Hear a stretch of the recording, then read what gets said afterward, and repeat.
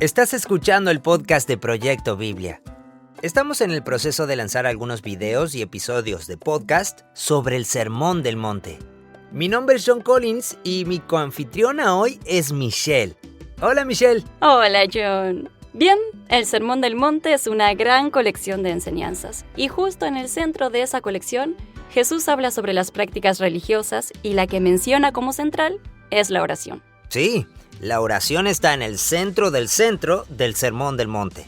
Y en esta sección de enseñanzas sobre la oración, Jesús nos da su propia oración. Una oración sencilla que podemos orar junto con Él. Es corta, solo tiene 12 líneas. Pero dentro de ella hay un universo de ideas que nos sintonizan con el Dios del universo. Hoy vamos a hablar de la primera mitad de la oración. Padre nuestro que estás en los cielos, que tu nombre sea reconocido como santo. Que venga tu reino y que se cumpla tu voluntad, como en los cielos, así también en la tierra. En la conversación con Tim, comenzamos con lo primero que dice Jesús en la oración, las palabras íntimas, Padre nuestro. Gracias por acompañarnos. Aquí vamos.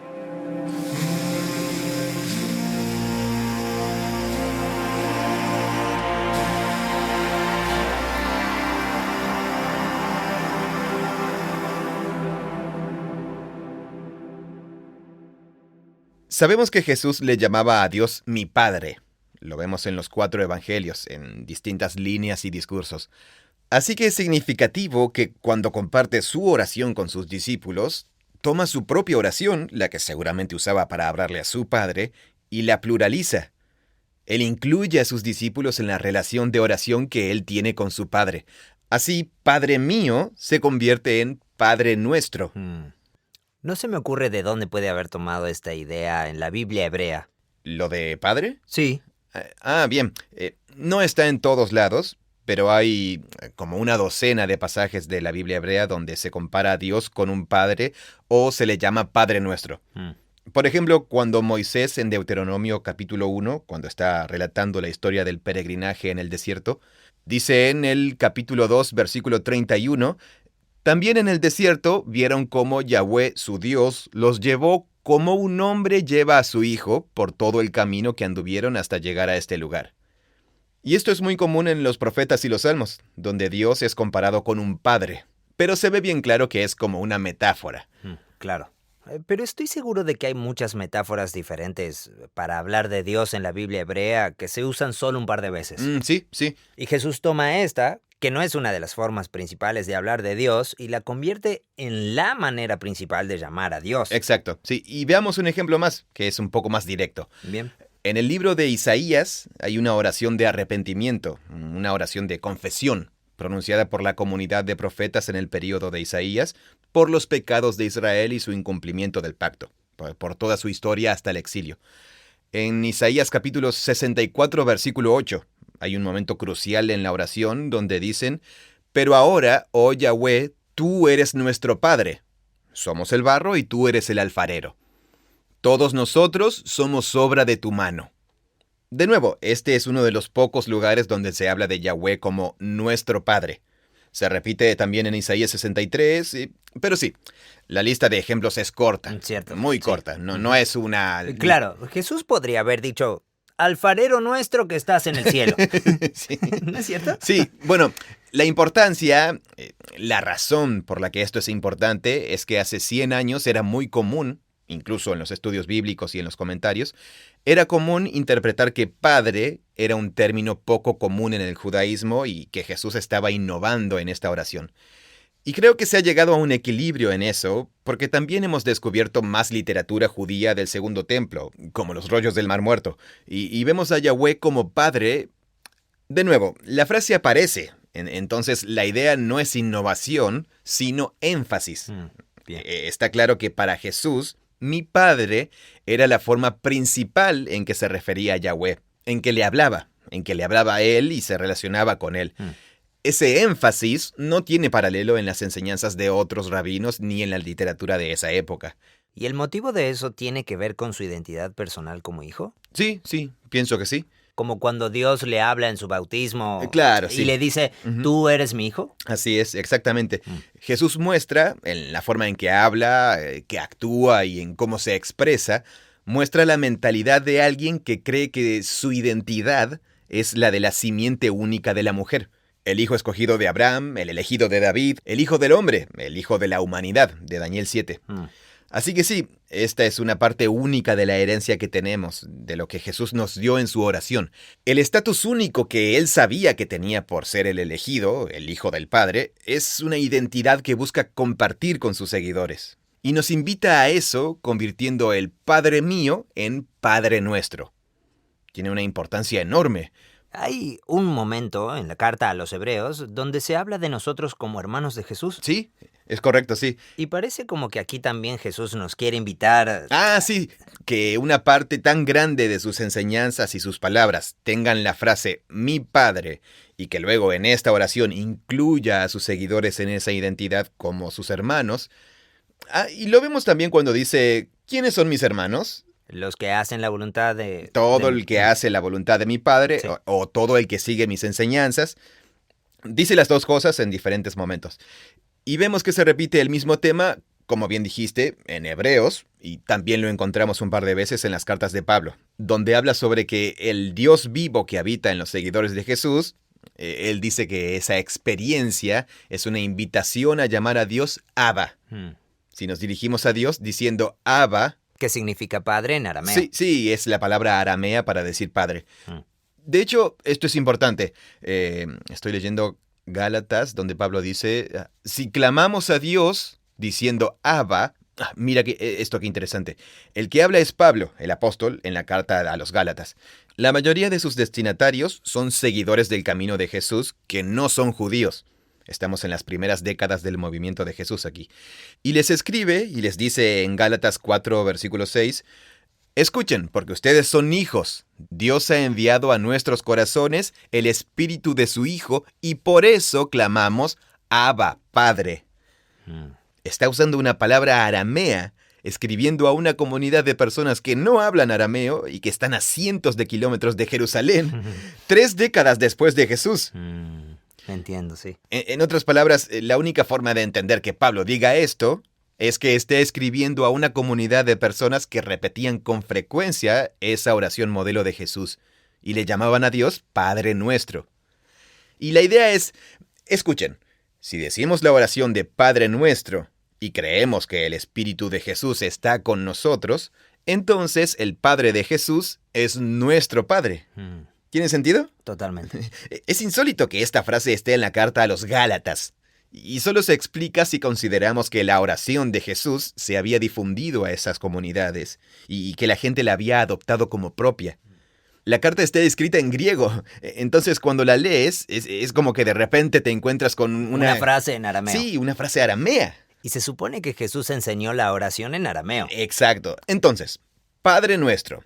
Ya desde esa pequeña frase al principio tenemos una declaración que nos moldea. Es una oración que define nuestra identidad, que comienza... Y eso es lo que quiere decir Pablo en la carta. Sí, tal cual. Su identidad no es de esclavos, sino de hijos. Es de hijos. Y al pronunciar esta oración, me ubico en la posición de Jesús, el Hijo. Y así me uno a la comunidad de hijos en torno a aquel que es el Hijo por excelencia, como la comunidad de la nueva humanidad.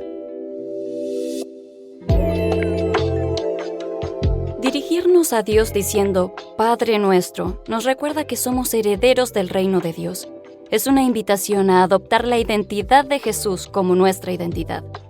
Como seguro recuerdan, la oración de Jesús continúa así: Padre Nuestro que estás en los cielos. La palabra cielos es una traducción de una palabra hebrea o griega que se refiere a la esfera celeste que está arriba nuestro. Por un momento te pido que no lo asocies con la palabra paraíso y que pienses en la idea de Dios habitando allí arriba en los cielos.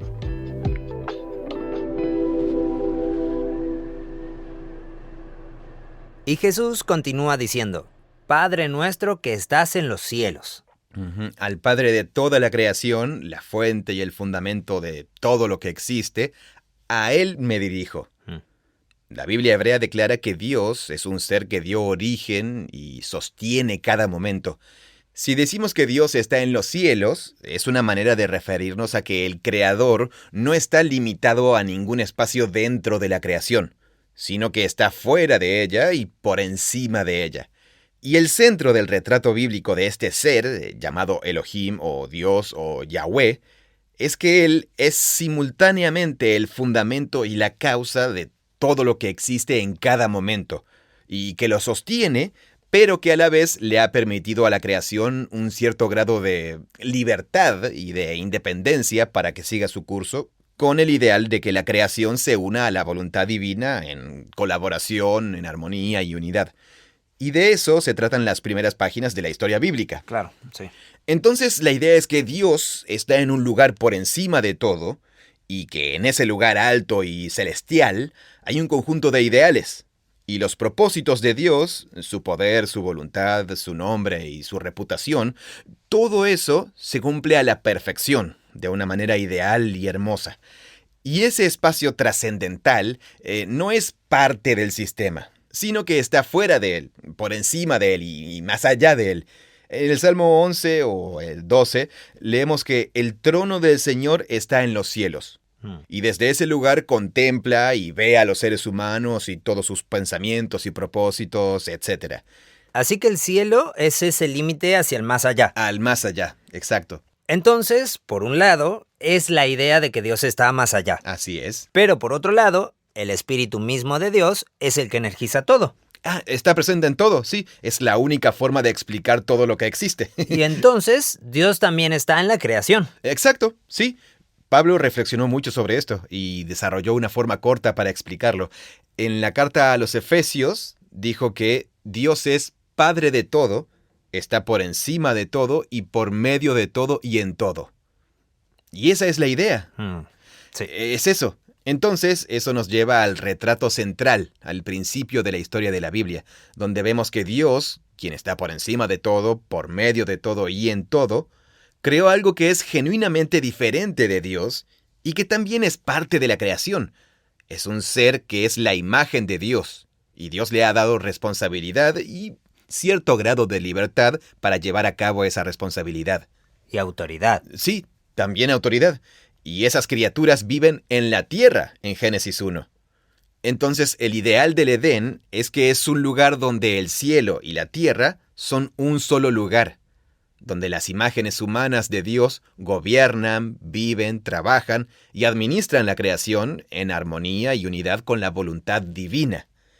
Entonces, cuando Adán y Eva son expulsados del Edén y exiliados de la montaña hacia las tierras bajas, eso se convierte en una imagen de los gobernantes humanos que trazaron un rumbo independiente para establecer otro tipo de reino. Bien. Entonces aquí abajo, la tierra es un espacio disputado según la historia bíblica. Nada existiría sin que Dios sostuviera todo por su espíritu. De esa forma, Dios está en todo y por medio de todo, pero al mismo tiempo está por encima de todo. Y ese lugar, que está por encima de todo, está fuera del sistema y allí hay un conjunto de ideales. Y un día toda la creación participará en ellos. Pero en este momento de la historia, la voluntad y el reinado perfectos de Dios solo se cumplen en los cielos, no en la tierra. Claro. Jesús se ve a sí mismo como parte de esa historia. Y esa es la única historia que da sentido a esta oración. Él se ve como parte de una historia en la que la vida en la tierra es un espacio disputado. Se ve adentro de una historia en que Dios tiene una voluntad, un propósito y un ideal que está en el proceso de cumplirse en la tierra. Pero ese proceso se lleva a cabo a través de los seres humanos, y en particular a través de Jesús mismo. Jesús declaró en la historia que rodea este sermón que Él era el ser humano que estaba trayendo, que estaba inaugurando una nueva era en que el reino y la voluntad de Dios se harían realidad aquí en la tierra, como es en los cielos. Así que esta oración menciona lo que Jesús definió como su misión en las historias que son el contexto del sermón y la oración. Pero también es una invitación a que los seguidores de Jesús se vean a sí mismos como partícipes en la llegada de la voluntad y el reino de Dios, de una manera particular. Jesús podría haber comenzado la oración de muchas maneras, pero la forma específica en que lo hizo nos sitúa justo en el medio del conflicto narrativo. Justo en el centro de la trama, como portadores de la imagen de Dios. Sí, Dios nos ha designado como imágenes suyas, para que tengamos responsabilidad sobre el mundo, para unirlo con su voluntad divina. Y ahora estamos en un momento dentro de esa historia en que lo que se hace aquí en la tierra no está en armonía con la voluntad de Dios en los cielos. Pero esperen, hay una buena noticia. Estoy aquí para unir el cielo y la tierra como nunca antes. Y quiero que me acompañen, que sean parte de esto. Padre nuestro, oren conmigo, nos invita Jesús. Padre nuestro que estás en los cielos. Y luego nombra 3 aspectos del propósito o el plan de su Padre. Describe el nombre de su Padre, el reino o el gobierno de su Padre, y después la voluntad o propósito de su Padre. Y cada uno de estos elementos aporta luz a los demás.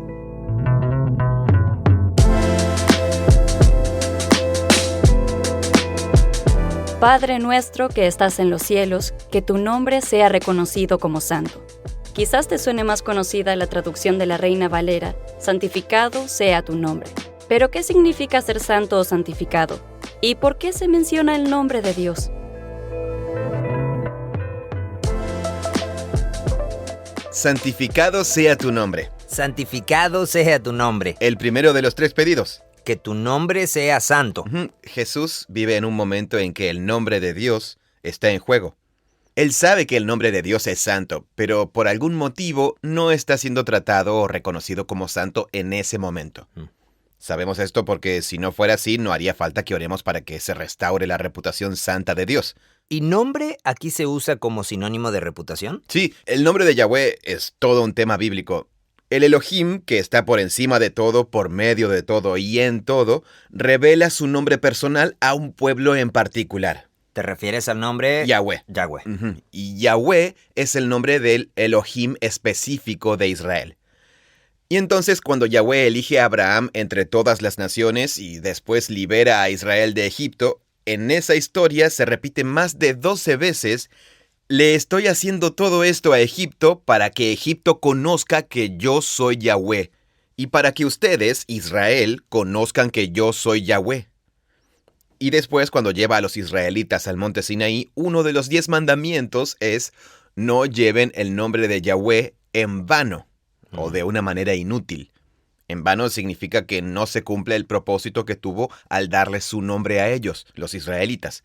Les he dado mi nombre para que lo usen y lo lleven. Dios también dice eso mismo de otra forma. Dice: ustedes son un reino de sacerdotes, un sacerdocio real, una nación santa.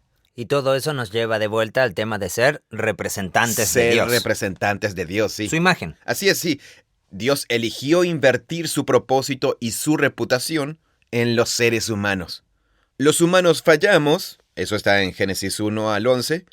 Después invierte su nombre y su reputación en un grupo específico y ellos también fallan. Y cuando pasa eso, Dios no es reconocido por quien es. Entonces, cuando Jesús dice que tu nombre sea reconocido como santo, lo que está diciendo es que yo pueda representarte como santo al llevar tu nombre. Claro, que el carácter único y singular de quién eres, Yahweh, y tu propósito y tu historia en el mundo, que eso sea restaurado a los ojos de las naciones y de Israel, y que vuelva a su lugar de honor. Y eso da por sentado que Jesús considera que está en un momento en el cual la fama y la reputación de Yahweh no está en un lugar de honor, sino que está en un lugar de vergüenza y deshonra. Este es un buen ejemplo de que Jesús se ve a sí mismo como parte de una historia en curso. Y ese es un tema muy importante en los profetas y en los salmos de la Biblia hebrea. Déjame mostrarte algunos ejemplos. Estas son partes de la Biblia hebrea que nos dan el trasfondo de que Jesús diga una frase como: que tu nombre sea reconocido como santo. Bien. El Salmo 74 es un salmo de lamento comunitario. Comienza diciendo: oh Dios, ¿por qué nos has rechazado para siempre? ¿Por qué se enciende tu ira contra las ovejas de tu prado? Estamos en la parte de la historia bíblica en que Israel ha sido infiel al pacto. Dios los entregó a sus enemigos y sufrieron derrota, deshonra, exilio. Después, el poema describe que las naciones entraron en Jerusalén y destruyeron el templo. Lo destrozaron con hachas, lo quemaron hasta los cimientos. Solo queda una ruina humeante. Y solo hay una posibilidad real para interpretar lo que se describe aquí. Es la destrucción del templo a manos de Babilonia. El poema, en el versículo 10, concluye con lo que sucedió como resultado de eso. Dice así: ¿hasta cuándo, oh Dios, el adversario despreciará? ¿Hasta cuándo el enemigo mostrará desprecio por tu nombre? Entonces, la experiencia de Israel de no estar en un lugar de bendición y honor entre las naciones, sino más bien ser subyugada, destruida y exiliada, mancha el nombre de Yahweh. Y eso es fundamental para entender la historia de la Biblia. Aquí tengo otro ejemplo. Está en Isaías 52, donde Yahweh habla a través del profeta, comenzando con el capítulo 4. Dice así: Así dice Yahweh Elohim: Mi pueblo descendió a Egipto al principio para residir allí. Mucho después, los asirios los oprimieron sin motivo. Isaías vincula el exilio de Egipto y la opresión bajo el faraón con la opresión bajo el imperio asirio muchos años después. Son dos momentos separados en el tiempo, pero tienen el mismo significado para su visión del mundo. Claro. Versículo 5. Por lo tanto, ¿con qué me encuentro aquí?, declara Yahweh. El contexto aquí es el exilio en Babilonia.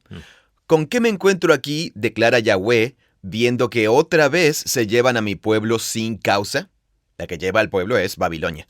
Sus dominadores aúllan. Está describiendo a los babilonios como perros o lobos. Sí, como lobos. Y sin cesar, mi nombre es blasfemado todo el día, porque el pueblo está en el exilio.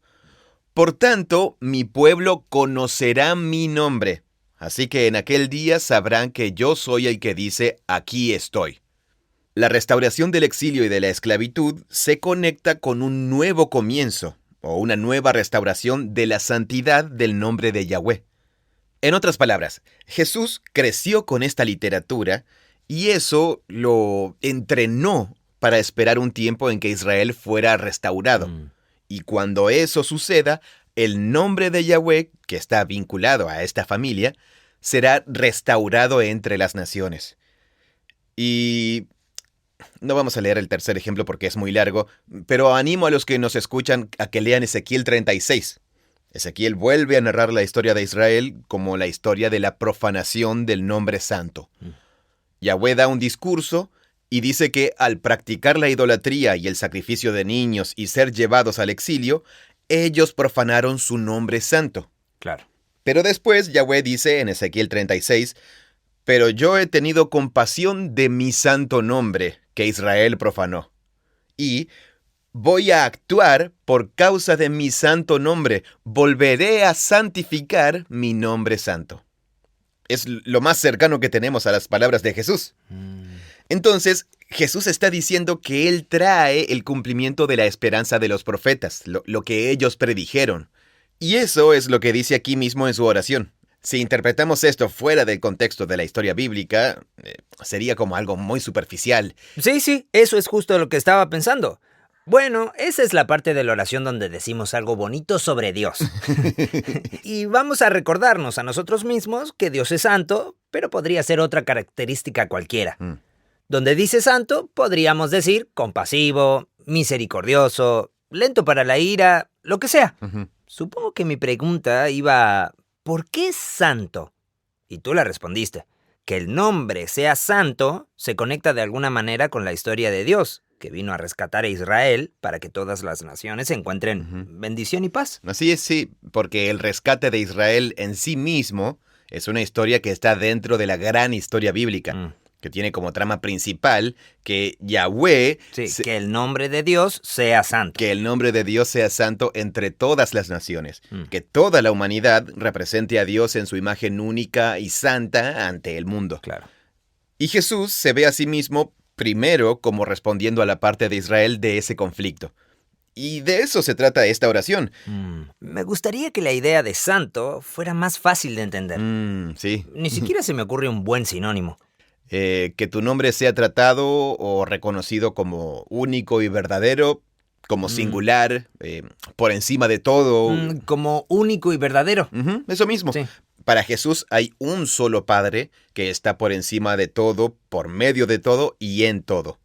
Pero las naciones no saben eso y no viven a la luz de esa verdad. Y gran parte de Israel tampoco vive a la luz de esa verdad. Entonces Jesús asume la tarea de anunciar la llegada del reino y del propósito de Dios de una forma nueva. Y cuando eso se cumple, surgen comunidades, grupos de personas que viven de una manera que da honor al nombre del Creador. Pienso que ese es su pedido en la oración, y es algo que debemos pedir todos los días, que tu nombre sea reconocido como único y verdadero. Y ese pedido es sinónimo de los otros dos. Cuando nos dirigimos al Dios del universo, lo llamamos en la intimidad como Padre, pero también reconocemos que no es como nosotros y lo llamamos Santo. Cuando hacemos eso, nos ubicamos en el centro de la historia de la Biblia. Tomamos nuestro lugar como representantes de Dios que queremos exaltar su nombre. En la siguiente línea de la oración, Jesús nos lleva aún más adentro en la historia de la Biblia, cuando dice: que venga tu reino y que se cumpla tu voluntad. Las palabras que se traducen como reino en hebreo son malkut o malakut, y se refieren principalmente a la actividad de reinar. Claro, que reines. Sí, y eso siempre sucede en un lugar y con personas, pero es una actividad. Entonces, que reines, la mejor palabra que se me ocurre en español es gobernar. Que venga tu gobierno. La única forma de saber que el gobierno de Dios ha llegado es ver si la gente vive de una cierta manera. ¿No es cierto? Si uno vive bajo el gobierno de alguien, vive de la manera que esa persona se lo ha pedido. Claro, sí. Es interesante, le pedimos a Dios que haga algo, pero la forma de que eso se cumpla es si nosotros vivimos de una cierta manera. ¿No te parece interesante? O sea, una cosa implica a la otra. Y la tercera parte es que se cumpla tu voluntad. O sea, que se cumpla tu deseo, tu propósito. El deseo. Sí, el deseo. Eso es significativo. ¿Estás pensando en Génesis 3? Sí, totalmente. Esa es la primera aparición de la palabra deseo o voluntad. Me gusta mucho más deseo que voluntad. Sí, a mí también, mucho más. Cuando la mujer vio que el árbol era bueno para comer, eso dice Génesis, y ahí tenemos dos palabras hebreas que son sinónimas y significan deseo. Era atractivo a la vista, era ta'avá, algo que uno quiere, y era deseable para adquirir sabiduría. Allí la palabra es nehmad, que se traduce como codiciar en los 10 mandamientos. Es la misma palabra. Desear, codiciar. Sí, codiciar el asno de tu prójimo o codiciar su mujer es querer para uno mismo. Entonces, ¿qué quieres? ¿Qué quieres? Sí. Qué importante esa pregunta, ¿no? ¿Qué quieres? Sí, ¿qué quieres? Entonces, que lo que quiere Dios se cumpla. Que lo que quiere Dios sea lo que suceda aquí en la tierra. Bueno, y Génesis 3 además nos da una gran enseñanza, porque lo que dice Dios es: coman de la vida que yo les doy. Y vinculado con esto, y ya lo hablamos antes, pero no está explícito en la historia, pero sí está implícito, es que Dios quiere darnos sabiduría. Entonces, ¿qué quiere Dios? Quiere que seamos sus representantes, que sepamos distinguir entre lo bueno y lo malo con su sabiduría, y que su deseo sea nuestro deseo. Exacto, sí. El deseo de Dios es darnos vida, shalom y tov, bondad y plenitud. Y que lo que quiere Dios sea lo que suceda aquí en la tierra. Y entonces, esas dos veces en que la mujer ve y desea, nos da una imagen de: entonces mis deseos pueden distorsionarse y pueden motivar acciones que no están alineadas con el deseo de Dios. Así que la restauración de lo que Dios desea también se trata de una sanación de mis propios deseos. De la misma forma que la llegada del gobierno de Dios afecta mi forma de vivir y que ahora viva bajo ese gobierno, que se cumpla lo que Dios desea, implica sanar mis propios deseos. Entonces, aquí estamos orando que Dios haga algo, pero no podemos separar lo que hace Dios de lo que hacemos nosotros. Y creo que eso es intencional. La oración podría haber sido: que yo cumpla. Claro, que hagamos. Que llevemos tu nombre. Que llevemos tu nombre con fidelidad o algo así. Sí, y después que cumplamos. Que cumplamos tu voluntad. Sí. Claro. Sí, que nuestros deseos sean tus deseos y que sigamos tu gobierno. Eso. Es simplemente el otro lado de la misma moneda al orar para que Dios haga algo. Claro, así es. Y con eso volvemos al concepto más fundamental. Y siento que desde que empezamos nuestras conversaciones siempre regresamos a eso, que es la imagen de Dios. Esta es una historia en que la voluntad y el gobierno de Dios se cumplen en la tierra a través de nosotros, sus imágenes. Las acciones de los seres humanos son la forma en que se cumple la voluntad de Dios. Pero, ¿qué pasa cuando aquellos en quienes Dios ha invertido su reino y su deseo desarrollan sus propios deseos que son contrarios a los de Él? Ese es el conflicto en la trama de la historia bíblica, y Jesús se ve a sí mismo en medio de eso. Es la única explicación que da sentido a esta oración, pero lo que me gusta es que, volviendo a lo del concepto fundamental, es que esta era la oración de Jesús, y nos invita a ser parte de ella. Cierto. La forma en que Jesús habló y actuó muestra que había venido para llevar adelante la resolución de esta crisis de deseos entre estos dos reinos diferentes que están en conflicto.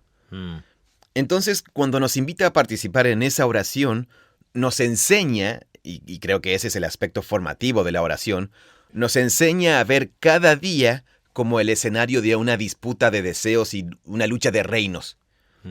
Este día puede ser un día en que el cielo se acerque un poco más a la tierra, y yo puedo participar en eso. O puede ser un día en que el reino y el deseo contrarios tengan una mayor presencia en la tierra, y yo puedo ser un vehículo para eso. ¿Cómo será? Creo que la oración busca que veamos la vida de esa manera. Amigo, es muy intimidante. ¿Intimidante? Sí, o sea, si digo esta oración 3 veces al día, Sí. es como ver cada parte de mi vida como el escenario de este conflicto cósmico. Así es exactamente como Jesús veía el mundo. Vemos eso en la historia en que Jesús se encontró a una mujer que tenía la espalda encorvada. Y el narrador nos dice, esto está en el relato de Lucas, y el narrador dice que andaba así desde creo que más de 18 años. Y lo que él ve es una mujer que está sujeta a los poderes del mal. La muerte y la enfermedad la controlan, como el escenario de este conflicto cósmico, para que el reino de Dios llegue al cuerpo de esa mujer y para que el deseo de Dios para ella se cumpla. Y Jesús la toca y es restaurada. Creo que esta oración preparó a Jesús para que se diera cuenta de momentos como ese y pudiera hacer algo al respecto. O también, por ejemplo, cuando Jesús va caminando y ve a un recaudador de impuestos, se da cuenta de que el tipo es infeliz. Sabe que todos lo odian y que probablemente también se odia a sí mismo. Entonces Jesús se le acerca y le dice, sígueme. Y el tipo se levanta y deja toda su profesión y su riqueza. Creo que ese es otro ejemplo de lo mismo. Este es un tipo de oración que te entrena para ver la vida como una serie de oportunidades para que el cielo invada a la tierra. A mí me gustaría ver mi vida más así, de esa manera. Porque no siempre la veo así. En el último episodio mencionaste que en el jardín, antes de su crucifixión, Jesús ora, Sí, eso. no se haga mi deseo, sino el tuyo. Ahí está hablando de la manera en que él se convierte en rey. Eso, la forma en que se convierte en rey. Sí. Está hablando de la manera en que va a gobernar el mundo. El reino de mi Padre llega a través de un amor que se entrega y que sufre. Claro. Tal cual, sí. El reino de Dios llega de la misma manera que Jesús busca mostrar con la imagen que pinta en el resto del sermón en torno a la oración. Que el camino de Dios sea mi camino. Exacto. A través de la humildad, la generosidad, Claro. de honrar la imagen de Dios en el otro, incluso si esto implica un gran inconveniente y costo para mí o para mi comunidad. Los últimos serán primeros, los primeros serán últimos. Esa es la idea. Así es como llega el reino. Hay todo un universo dentro de esta oración y solo hablamos sobre 6 líneas de poesía en la oración. Creo que podríamos pasar mucho más tiempo reflexionando. La segunda parte comienza con la palabra nuestro o nuestra. Primera persona del plural. Nuestro pan diario, dánoslo hoy. Y esa es la primera de 3 declaraciones en las que Jesús pide lo que nosotros necesitamos para convertirnos en agentes y vehículos del reino de Dios y para hacer cumplir su voluntad en la tierra. Eso es lo que vamos a ver en el próximo encuentro. Como en los cielos, así también en la tierra. Esta línea de la oración nos recuerda de qué se trata la historia de la Biblia, de la unión entre el cielo y la tierra. En el siguiente episodio veremos la próxima línea de la oración. La versión que se conoce por la Reina Valera es: el pan nuestro de cada día, dánoslo hoy. Y no es solo un pedido para que Dios nos dé lo que necesitamos hoy. También nos está moldeando y convirtiendo en un cierto tipo de persona que se relaciona con Dios en el momento, desde un lugar de confianza. Jesús quiere que todos sus seguidores se imaginen que su existencia en cada momento no es algo que ellos hayan generado, sino que la reciben como un regalo. Eso es lo que conversaremos la semana que viene. Te recordamos que estamos dedicando el mes de enero a meditar juntos en esta oración. Si todavía no lo has hecho, no dejes de ver nuestro último video sobre la oración que Jesús nos enseñó, que está en nuestro canal de YouTube. También puedes seguirnos en nuestras redes sociales. Proyecto Biblia es una organización sin fines de lucro con financiación colectiva. Nuestro propósito es experimentar la Biblia como una historia unificada que nos guía a Jesús. Todo lo que hacemos es gratuito porque ha sido pagado por miles de personas como tú. Gracias por ser parte de esto junto a nosotros. Este podcast es producido por Full Voice Studio. Es una versión localizada del podcast The Bible Project, originalmente grabado por John Collins y Tim Mackey. Gracias por escucharnos. Soy Yamilet Perdomo, venezolana y resido en España. Lo que me gusta de Proyecto Biblia es la manera tan dinámica, clara y sencilla que da a conocer cada mensaje acerca de la Biblia, incluyendo datos, sitios geográficos, la raíz etimológica de las palabras, conceptos y demás aspectos de vital importancia para todos. Utilizo sus recursos para enriquecimiento mío, de mi familia y por supuesto del Ministerio Juvenil. Encontré Bible Project a través de una plataforma de estudios que comparte sus videos. Creemos que la Biblia es una historia unificada que nos guía a Jesús. Proyecto Biblia crea recursos gratuitos para ayudarte a experimentar la Biblia. Todo lo que creamos está financiado por generosos benefactores de todo el mundo. Puedes ver toda nuestra biblioteca de podcast, buscar otros recursos y realizar donaciones en nuestra página web proyectobiblia.com. Gracias por escuchar.